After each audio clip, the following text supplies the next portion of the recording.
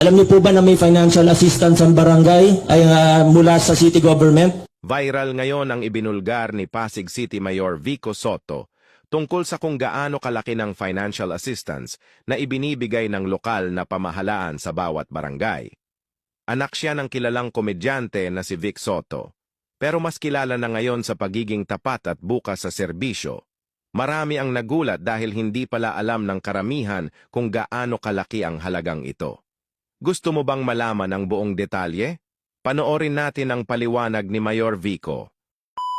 Alam niyo po ba na may financial assistance ang barangay ay mula sa city government? Hindi alam ng iba. Hindi po nila sinasabi. Kada barangay, pag mali 3 milyon kada taon mula sa lokal na pamahalaan. Hindi pa po tapos.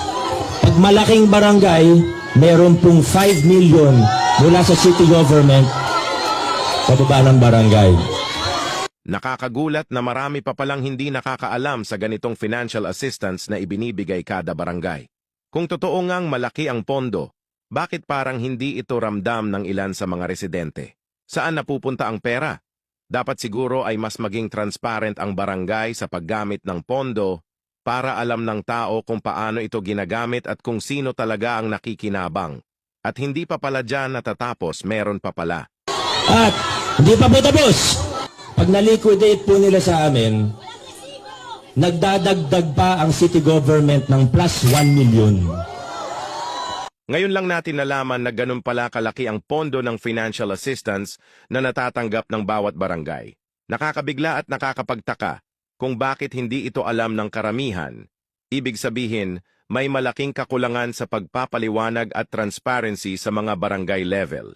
Kung maayos lang sana ang paggamit at pagbabahagi ng impormasyong ito, mas maraming tao ang makikinabang.